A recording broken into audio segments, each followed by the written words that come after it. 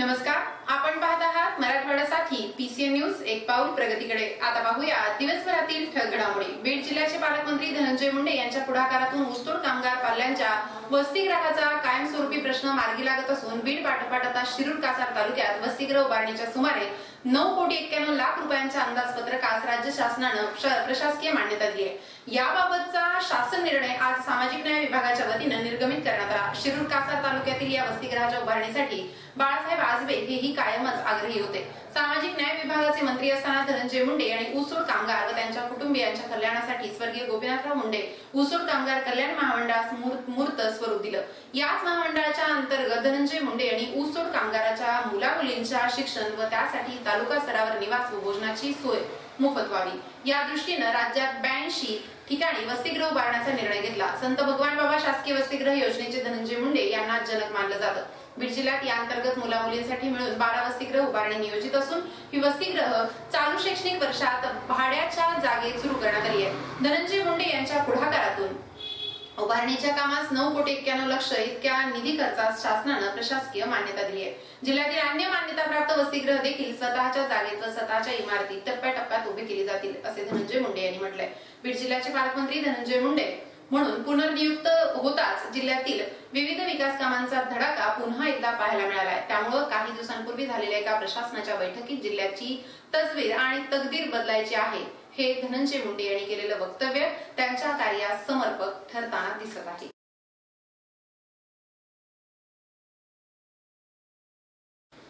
संत भगवान बाबा प्रतिष्ठानच्या वतीनं साजरा केला जाणारा दुर्गोत्सव दुष्काळी या पार्श्वभूमीवर लक्षात घेता यंदा अत्यंत साधेपणाने साजरा करण्यात येणार। रविवारी देवीची घटस्थापना केली जाणार असून विजयादशमीच्या दिवशी वाईट विचार आणि दुष्ट प्रवृत्तीच्या रावणाचं दहन केलं जाणार आहे। त्याचबरोबर समाज प्रबोधन व्हावं यासाठी बालयोगी भागवताचार्य हरिभक्त परायण हरिहर महाराज दिवेगावकर यांच्या कीर्तनाचं आयोजन करण्यात येणार असल्याची माहिती श्री संत भगवान बाबा प्रतिष्ठानचे संस्थापक अध्यक्ष फुलचंद कराड यांनी दिली आहे।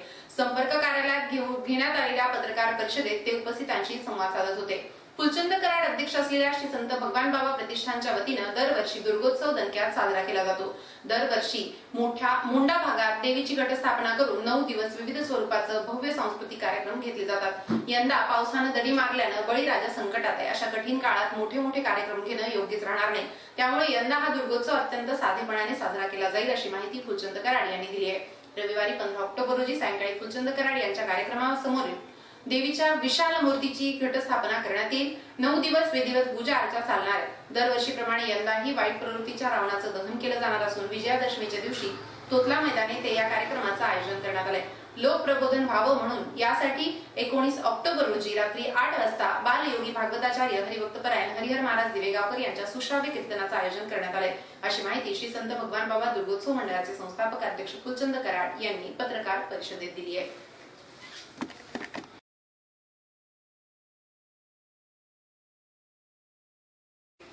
मुस्लिम आरक्षण आमरण उपोषणाचा आजचा पहिला दिवस। मुस्लिम समाजाला शैक्षणिक आरक्षण तसेच खासगीकरणाचा GR रद्द करा या मागणीकरिता MIMचे तालुका अध्यक्ष शेख शरीफ भाई यांनी परळ येथील शाहीनबाग तळ येथे आज शुक्रवारपासून आमरण उपोषण सुरू केलं असून मुस्लिम समाजाला जोपर्यंत शैक्षणिक आरक्षण देत नाही तोपर्यंत उपोषण सुरू ठेवणार असल्याचा शेख शरीफ भाई यांनी सांगितलंय।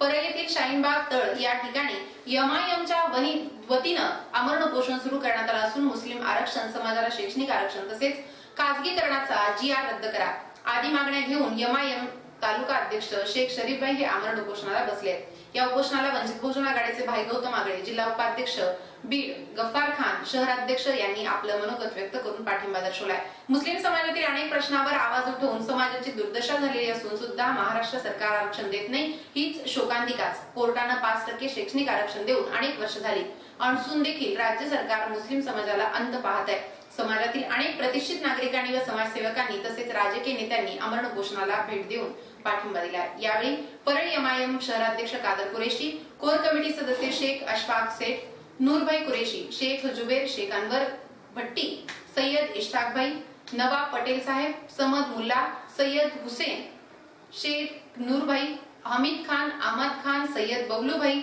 शहबाज कुरेशी अनेक जण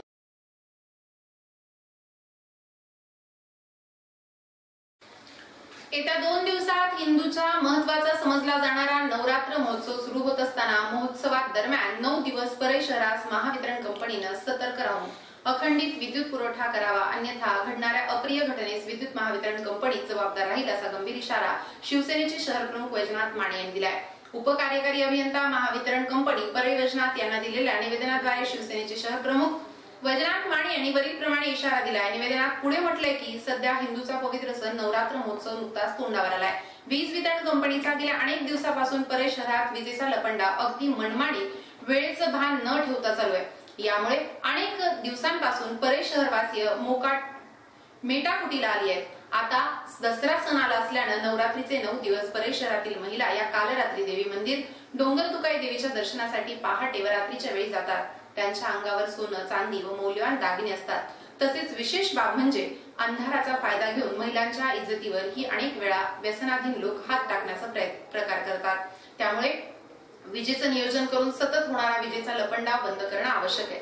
तेव्हा नवरात्रीचे 9 दिवस परळी शहरातील विजेचा लपंडाव बंद करण्यात यावा, अन्यथा या काळात कोणत्याही महिलेवर काही विदारक परिस्थिती आल्यास किंवा महिलेचे दागिने वगैरे चोरी झाल्यास त्यास पूर्णतः जबाबदार धरून महावितरण कंपनीवर फौजदारी गुन्हा दाखल करण्यात येईल. त्याच्या होणाऱ्या पुढील परिणामांची सर्वस्वी जबाबदारी आपणावर राहील याची नोंद घ्यावी. यावेळी वैजनाथ माने, शिवसेना शहर प्रमुख यांच्यासह राजू यशोदा राठोड, महिला तालुका प्रमुख सचिन सोनवणे, शहर संघटक भोसले, दिनेश भोसले, प्रदीप पवार, आकाश कलगिरे, रणजित सोळंके, अरुण माने आदी उपस्थित होते.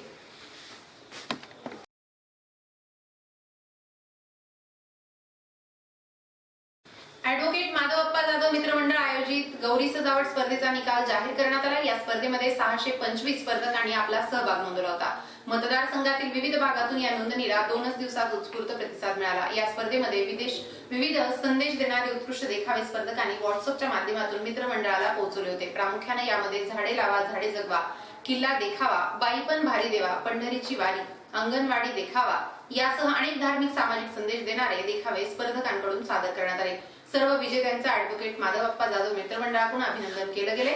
पहिल्या 3 विजेत्यांना अनुक्रमे 7,001, 5,001, 3,001 असे रोख रक्कम बक्षीस व प्रशस्तीपत्र, तर विशेष उत्तेजनार्थ 3 स्पर्धकांना प्रत्येकी 1,001 बक्षीस म्हणून दिले जाणार आहे. उर्वरित सर्व सहभागी स्पर्धकांना प्रोत्साहनपर प्रशस्तीपत्र घरपोच दिले जातील.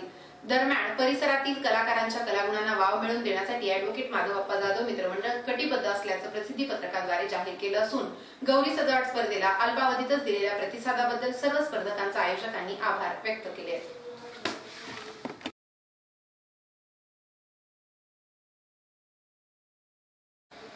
मी प्रतिज्ञा करते की शासनाच्या आपत्ती सौम्यीकरणाचा विविध उपक्रमात जीवित, वित्त व पर्यावरण विषयक हानी होऊ नये म्हणून मी सदैव कटिबद्ध राहील, अशी प्रतिज्ञा जिल्हाधिकारी दीपा मुधोळ मुंडे यांच्या उपस्थितीत घेऊन आपत्ती धोके निर्माण दिवस आज साजरा करण्यात आला. संयुक्त राष्ट्र संघाने घोषित केल्यानुसार देशभरात 13 ऑक्टोबर हा दिवस आपत्ती धोके निवारण दिवस म्हणून साजरा करण्यात येतो.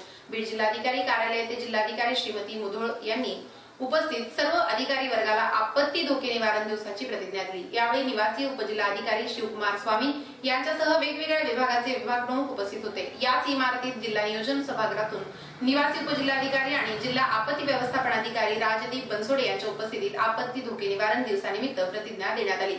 यासह कार्यालयातही प्रतिज्ञेनिमित्त जागरूकता करण्याचा कार्यक्रम घेण्यात आला.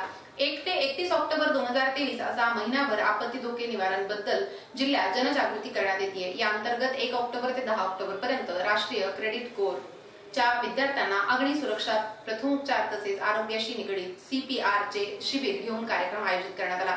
पुढील महिनाभर जिल्हाभर महापूर, नदी व धरणातून सोडलेलं अतिरिक्त पाणी, अतिवृष्टी, अवकाळी पाऊस, दुष्काळग्रस्त, टंचाईग्रस्त स्थितीत उपाययोजना, वीज पडून होणाऱ्या दुर्घटना, उष्णतेमुळे अन्यथा अन्य कारणामुळे आग लागणं, शॉर्ट सर्किट होणं अशा प्रसंगात समय सूचकता वापरून जीवित तसेच अन्य हानी टाळण्याबाबत लोकांना जागरूक करण्यात येणार आहे.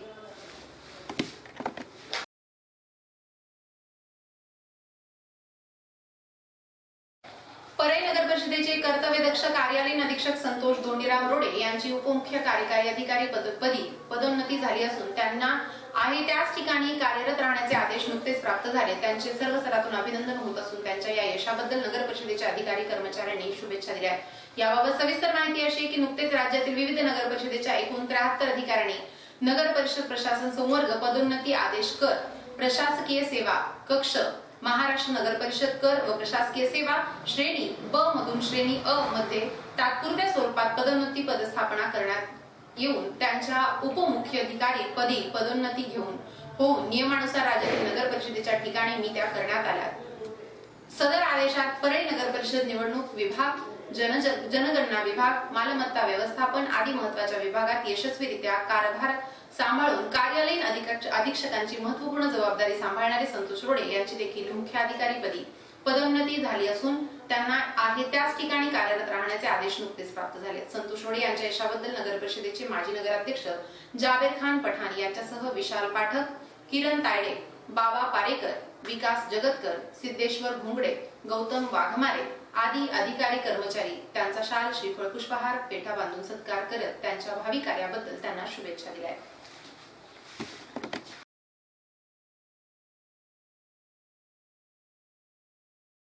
शिरसाळ येथील प्राध्यापक डॉक्टर उषा माने यांनी केलेल्या सामाजिक, शैक्षणिक, सांस्कृतिक, आर्थिक, गृहविज्ञान व समाज प्रबोधन या क्षेत्रातील विविध कार्यांची दखल घेऊन महात्मा ज्योतिराव फुले शिक्षण प्राध्यापक परिषद महाराष्ट्र राज्य यांनी नुकताच त्यांची आदर्श शिक्षिका पुरस्काराची निवड झाली आहे। शेतकरी कुटुंबातील प्राध्यापक डॉक्टर उषा माने यांच्या कार्याची दखल घेत सन 2023-24 या वर्षीच्या राष्ट्रीय आदर्श शिक्षिका पुरस्कारासाठी निवड केली आहे। हा पुरस्कार त्यांना 19 नोव्हेंबर रोजी रविवारी सिंधुदुर्ग जिल्ह्यातील सावंतवाडी येथे माजी उच्च व तंत्र शिक्षण मंत्री उदय सामंत, शालेय शिक्षण मंत्री दीपक केसरकर, खासदार धैर्यशील माने, खासदार ब्रिगेडियर सुधीर सावंत, महात्मा ज्योतिबा फुले शिक्षक परिषदेचे प्रदेशाध्यक्ष व्यंकटराव जाधव, उपाध्यक्ष प्राध्यापक डॉक्टर सखाराम वाघमारे, प्रदेश प्रवक्ते राजेंद्र वरताळकर, महासचिव मुरलीधर गोडबोले, राम एडते या आदी मान्यवरांच्या उपस्थितीत प्रदान करण्यात येणार असून सर्व स्तरातून त्यांच्यावर अभिनंदनाचा वर्षाव होतोय।